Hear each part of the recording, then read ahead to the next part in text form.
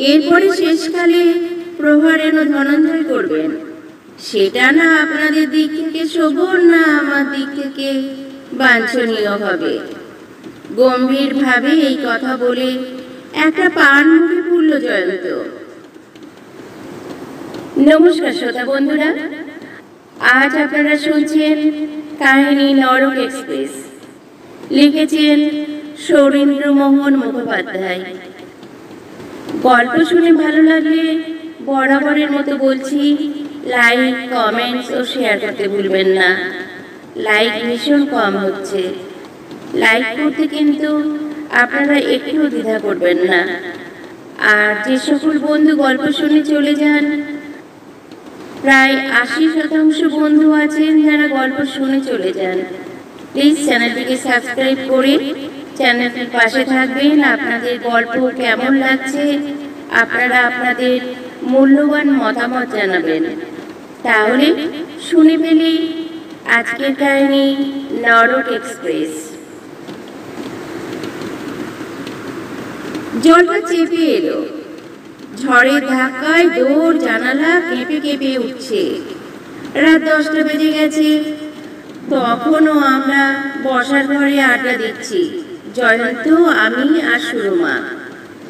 আজ আর তোমার যাওয়া হয় না ভাই জয়ন্ত। এই নিয়ে বার সাথে গণনয় করা হলো জয়ন্তকে। সুরমা কথায় ঝাঁঝ মিশিয়ে কৈফিয়ত চাইল। আজ এই রাক্ষসের রাতে রওনা না হলে কি আপনার মহাভারত অসুস্থ হয়ে যাবে? বলুন তো জয়ন্ত বাবু। 2 দিনের করারে এসে 8 দিন রয়েছে বৌদি। এরপরে শেষকালে প্রহার এনো ধনঞ্জয় করবেন, সেটা না আপনার দিক থেকে শোভন, না আমার দিক থেকে বাঞ্ছনীয় হবে। গম্ভীর ভাবে এই কথা বলে একটা পান মুখে পুরল জয়ন্ত। তার কথা বলার ধরন দেখে আমি হো হো করে হেসে উঠলাম। সুরমা ঠোঁটের কোণে দেখা গেল হাসির ছিলি। কর কর করে বাজ পড়ল নিকটেই কোথাও। কিন্তু সত্যি বলো তো, এই দুর্যোগে দেরাদুন এক্সপ্রেসে চাপতে তোমার ভয় হবে না? ঈশ্বর না করুন, অ্যাক্সিডেন্ট তো হামেশাই হচ্ছে। আমার ট্রেনের শেষ বান এটি। ট্রেন দুর্ঘটনার ভয়ে যদি ও নিরস্ত না হয়, তবে আর উপায় কি? বন্ধু বই আর কিছু নয় যে জোর করে বলবো হবে না যাওয়া। বন্ধু মাত্র, তাও মাঝে কয়েক বছর কোনো খোঁজই রাখেনি ওর। হঠাৎ সেদিন একটা চিঠি এসে হাজির। কে জানে কোথা থেকে আমার ঠিকানা জোগাড় করে নিয়ে জানিয়েছে, তোমার জঙ্গলে 2 দিন কাটিয়ে আসতে চাই, পরশু রওনা হব। আমার এটা জঙ্গলই বটে। ফরেস্ট অফিসার আমি, যে বাংলাতে থাকি, তা থেকে স্টেশন অন্তত 8 মাইল। রাস্তা পাকা বটে, কিন্তু নিরাপদ নয়। রাত্রে বুনো হাতি চলাচল করে, আর সাপ অবন্তি। জয়ন্ত এসে উৎফুল্ল হয়ে উঠল। বাস করতে হয়তো এইরকম জায়গাতেই, একেবারে আইডিয়াল নিভৃত নিবাস। বেশ আছো তোমরা, কপত কপতি যথা বাঁধি নীল সুখে। থাকো না দিন কত, তুমিও বেশ থাকবে। এই বলে সুরমাকে ফিরিয়ে দিতে বসে গেলাম। ছাত্র জীবনে ও চায়ে 1 চামচ চিনি খেত, ডিমের পোচ পছন্দ করতো না মামলেট। আর ফুলের ভেতর বেল ফুল বেশি পক্ষপাতী ছিল না রজনীগন্ধার? দেরাদুন এক্সপ্রেসে ভয়? আমার কথা শুনে ঠোঁট বেঁকিয়ে উত্তর দিল জয়ন্ত। নরক এক্সপ্রেসে চড়েও বেঁচে ফিরে এসেছি যখন, পৃথিবীর কোনো ট্রেনের কোনো অ্যাক্সিডেন্টে আমার আর কিছু করতে পারবে না ভাই।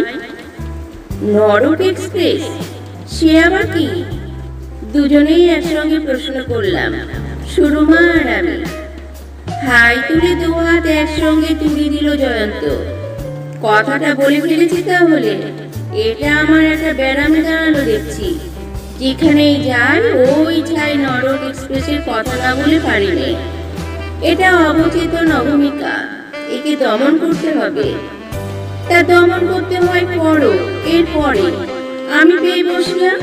এখন তো গল্পটা আমাদের বলো। আশা হলো এই গল্পের নেশায় মেতে উঠলে ট্রেন ধরার নেশা ছুটে যাবে হয়তো। হাত ঘড়িতে সময় দেখলো জয়ন্ত 10:22। দেরাদুন এক্সপ্রেস 11:50। 1.5 ঘন্টা 8 মাইল যেতে এই ঝড় বৃষ্টির দরুন সময় বেশি লাগবে, তবু 8 ঘন্টার বেশি কিছুতেই লাগতে পারে না। 1 ঘন্টা হাতে আছে যখন, নরক এক্সপ্রেসের গল্পটা শুনিয়েই যাই তোমাকে। বছর 3 হলো লক্ষ্যহীনভাবে ঘুরে বেড়াচ্ছিলাম, যেমন চিরদিন বেড়াই মধ্য ভারতের ওই দিকটায়। হঠাৎ একদিন বিকেল বেলা একটা ছোট্ট স্টেশন প্রথমে নজরেই বড় ভালো লেগে গেল। দূরে দূরে নীল পাহাড়, স্টেশনে লাল ঘরগুলি অদ্ভুত সুন্দর দেখাচ্ছিল তাদের ছাওয়ায়। আমরা যে কোকিল লাগছে, হরিণ ছুটছে মাঠের ভিতর।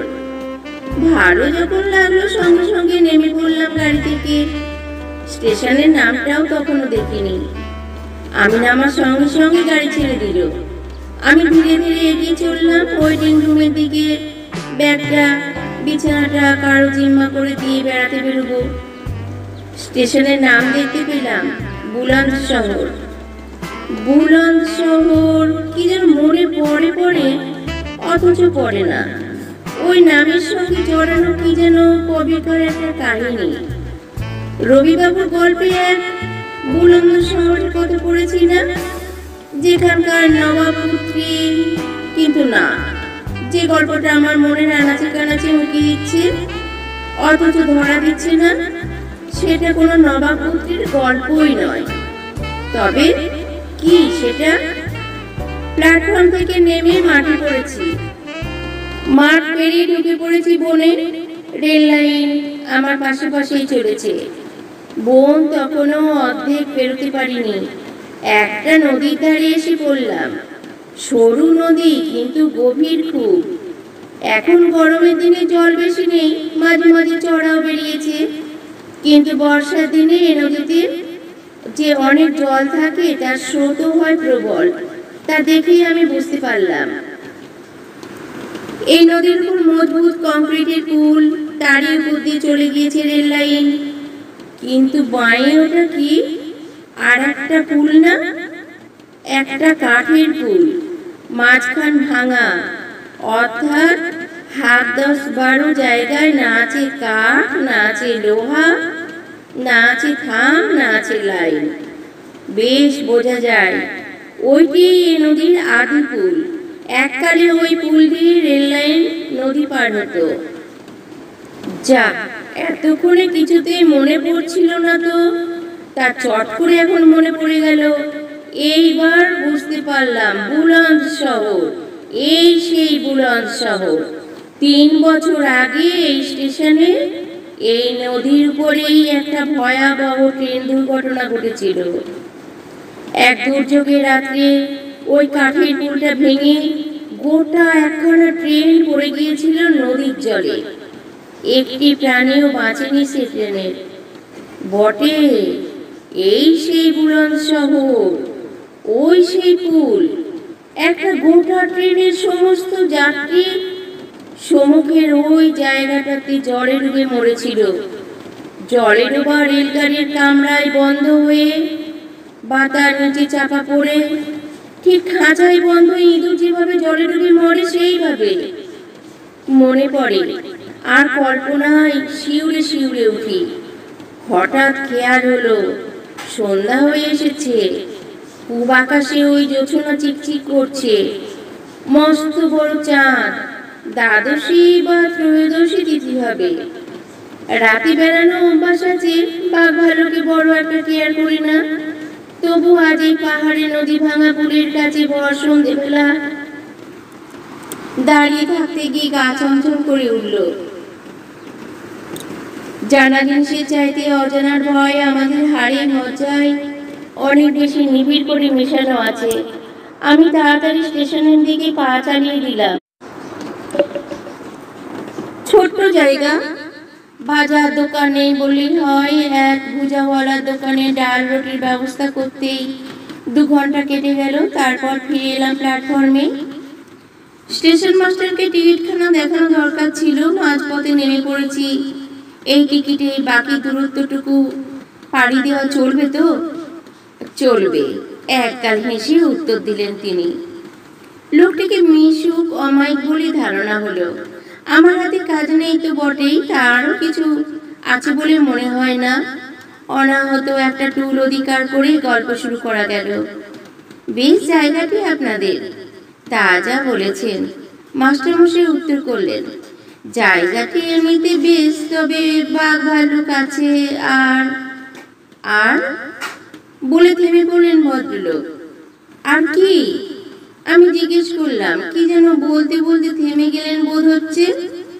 না, ও কিছু নয়। বছর 3 আগে এইখানটাতে একটা অ্যাক্সিডেন্ট হয়েছিল, শুনে থাকবেন। বেশ বড় রকমের অ্যাক্সিডেন্ট। হ্যাঁ হ্যাঁ, আমি আগ্রহের সঙ্গে সায় দিলাম। খুব শুনেছি। পুল ভেঙে লোকের মাথায় পোকা আছে জানেন তো? স্টেশন মাস্টার বললেন। ভূত থাক না থাক, লোকে ভূতের গল্প করতে ভালোবাসে। একটা মালগাড়ি এসে পড়ল। স্টেশন মাস্টার তাড়াতাড়ি বেরিয়ে গেলেন ঘর থেকে। ভূতও আছে তাহলে এই ছোট্ট জায়গাটিতে? থাকবে বই কি, শত শত লোকে পাইকারি হারে একসাথে যেখানে মারা যায়। বেরিয়ে পূজাওয়ালা দোকানে হাজির দিলাম। ডাল রুটি সে পাকিয়ে ফেলেছে, আমিও চোখ কান বুঝে খেয়ে ফেললাম। ওয়েটিং রুমে ফিরে এসে একটা বেঞ্চি অধিকার করলাম। শতরঞ্জিটা পেতে কম্বল মাথায় দিয়ে শুয়ে পড়লাম আরাম করেই। রাত 1টায় আমার ট্রেন। ঘুম যদি ঠিক সময় ভাঙে ধরবো, যদি না ভাঙে কুছ পরোয়া নেই। কাল সকালে যে ট্রেন পাবো সেটাতেই উঠে পড়বো। রাত 1টার গাড়ি আমায় ধরতেই হবে, এমন মাথার দিব্যি কেউ আমায় দেয়নি। দেহ ক্লান্ত, কিন্তু ঘুম সহজে আসে না। এটা ওটা নানা চিন্তা। কলকাতার মেসে এক বামুন ঠাকুর ছিল। সে অড়হর ডাল রাখতো, আহা চমৎকার। আজকের এই পূজাওয়ালার ডাল তার কাছে কিচ্ছু না। মেসে সে বামুন ঠাকুর। দাঙ্গার সময় খুন হয়। ভূত হয়ে যে সারা রাত রান্নাঘরে, সে এখন হাঁড়ি কড়া ঘট ঘট করে। ট্রেন ভর্তি যে লোকগুলো 3 বছর আগে এখানে নদীর জলে ডুবে মরেছে, তাদের মধ্যে মেসের ঠাকুর কেউ ছিল কিনা কে বলবে। কিন্তু এত লোক ওয়েটিং রুমে ঢুকলো কখনই বা ঢুকলো? একটু বোধহয় তন্দ্রা এসে গিয়েছিল এর ভিতরে। এর মধ্যে ঘর যেন গিস গিস করছে লোকে। চুপি চুপি ঘুরে ফিরে বেড়াচ্ছে, ফিসফাস কথা বলছে পরস্পরে। এরা কোন ট্রেনে যাবে? রাত 1টার সেই ট্রেনে? ভীষণ ভিড় হবে দেখছি। চোখ মেরে লোকগুলোর দিকে চেয়ে দেখবার উৎসাহ আর হলো না। চৈতন্য হারিয়ে ফেললাম ঘুমের কোলে। কে জানতো এ ঘুম কাল ঘুম। কতক্ষণে কাল ঘুমে অজ্ঞান হয়েছিলাম জানি না। হঠাৎ ঘুম ভাঙলো একটা অস্পষ্ট কোলাহলে।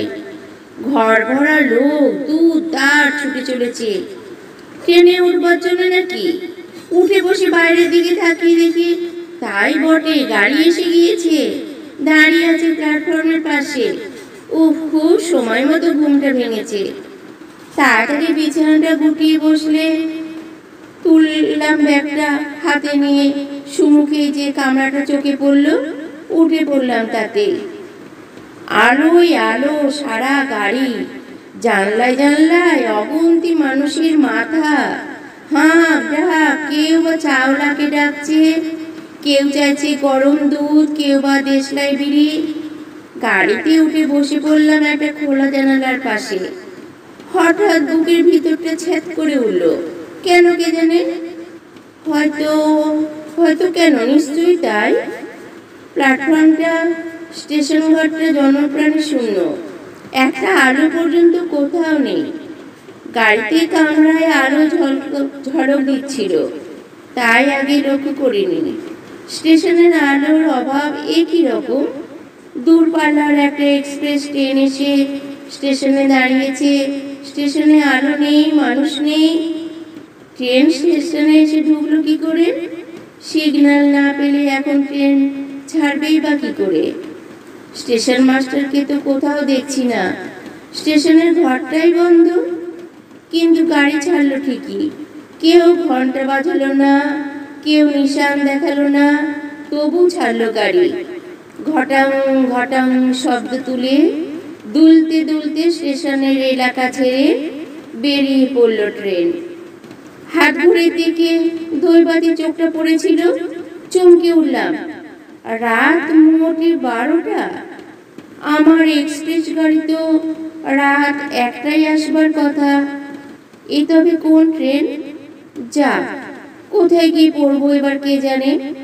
এমন রাগ হলো স্টেশন মাস্টারটার ওপরে। লোকটা কিনা আমায় অম্লান বদনে বলল যে রাত 1টার আগে কোনো গাড়ি নেই। গাড়ি নেই যদি এটা তবে কি? পাশের এক ভদ্রলোককে জিজ্ঞেস করলাম, ও মশাই, বিদেশি লোক, না জেনে উঠে পড়েছি, গাড়িটা যাবে কোথায়? লোকটা একবার তাকিয়ে দেখলো আমার পানে, কিন্তু জবাব কিছু দিল না। লোকটা কালা নাকি? অন্য পাশে ছিল এক পাতলুন পরা পার্সি, তাকে জিজ্ঞেস করলাম ওই একই প্রশ্ন। না, জবাব এও দিল না। রেগে গেলাম রীতিমতো স্টেশন মাস্টারের ওপর, এই সহযাত্রীদের ওপর, বিশ্ব ব্রহ্মাণ্ডের ওপর। আমায় উজবুক বানিয়ে ছেড়েছে, গোল্লাই যাও সব। রেগে বাইরের দিকে তাকিয়ে রইলাম। হঠাৎ খেয়াল হলো রাতটা বড় অন্ধকার ঠেকছে, চাঁদটা গেল কোথায়?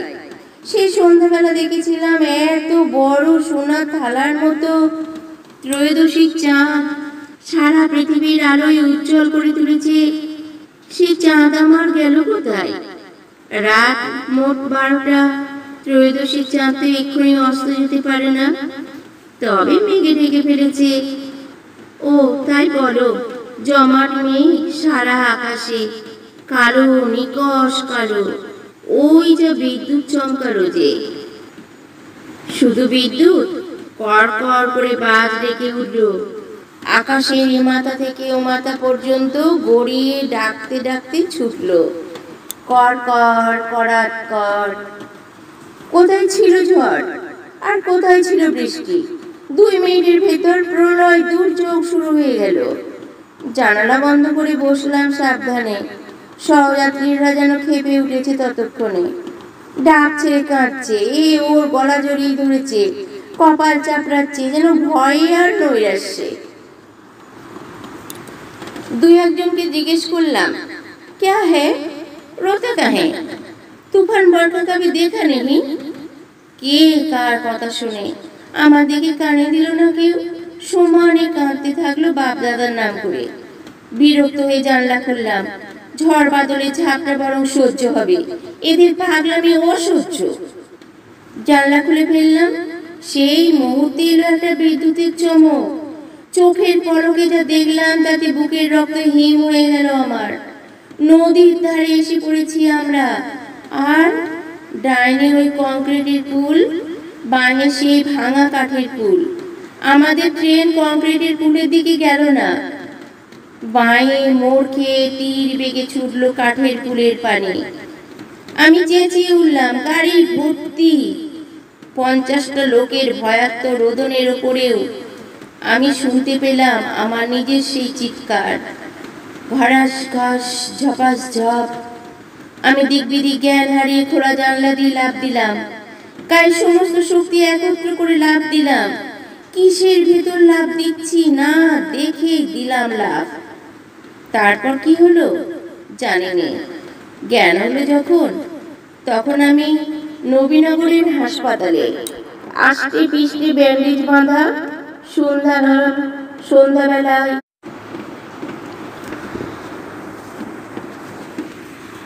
সকালবেলায় কারা নাকি আমায় নদীর চড়ায় অজ্ঞান আর আহত অবস্থায় পড়ে থাকতে দেখে স্টেশনে নিয়ে যায়। স্টেশন মাস্টার আমার পাঠান হাসপাতালে। লোকটি ভালো। একদিন আমায় দেখতে এলেন হাসপাতালে। কথায় কথায় তার মুখেই শুনলাম সব। ও ট্রেনটা আসলে ট্রেনই নয়, ট্রেনের ভূত। ওখানকার লোকে ওর নাম দিয়েছে নরক এক্সপ্রেস। 3 বছর আগে সেই মারাত্মক দুর্ঘটনায় যে ট্রেনটা নদীতে উল্টে পড়ে গিয়েছিল, সে এখনো রোজ রাতে একবার বুলন্দ শহরের পাশ দিয়ে পুলের পানে ছোটে, আর রোজ রাতে একবার ঝাঁপ খায় নদীর জলে। আমার বরাত মন্দ যে সেই ট্রেনে উঠে পড়েছিলাম। আবার বরাত ভালো যে নরক এক্সপ্রেসও আমাকে নরকে নিয়ে যেতে পারেনি। গল্প শেষ হলো। সুরমা চুপ, আমিও চুপ। হঠাৎ জয়ন্ত গা ঝাড়া দিয়ে উঠে দাঁড়ালো। এবার বেরোতে হয়, নইলে গাড়ি পাবো না। সত্যি এই জল ঝড়ে আর কথা ফুরল না আমার। সে রাত্রের জল ঝড় এর চেয়ে বেশিই ছিল ভাই। শুধু কি জল ঝড়, চারিদিকে ঘিরে ছিল নরকের অধিবাসীরা। সামনে ছিল মৃত্যুর হাতছানি। সেখান থেকে যখন ফিরতে পেরেছি তখন কিছু ভয় করো না, আমি ঠিক পৌঁছে যাব। বেরিয়ে পড়ল জয়ন্ত। তার বর্ষাতি মোড়া সুদীর্ঘ দেহটা অচিরেই হারিয়ে গেল বর্ষার ঘন চিকির আড়ালে। শ্রোতা বন্ধুরা, গল্পটি আজ এখানেই সমাপ্ত হলো। আপনাদের কেমন লাগলো গল্প অবশ্যই আপনাদের মূল্যবান মতামত জানাবেন। গল্প ভালো লাগলেও জানাবেন, গল্প ভালো না লাগলেও জানাবেন। আর আপনারা কেমন গল্প শুনতে পছন্দ করেন সেটাও জানাতে পারেন। আর গল্প শুনে ভালো লাগলে অবশ্যই লাইক করবেন। আজ আসি, নমস্কার।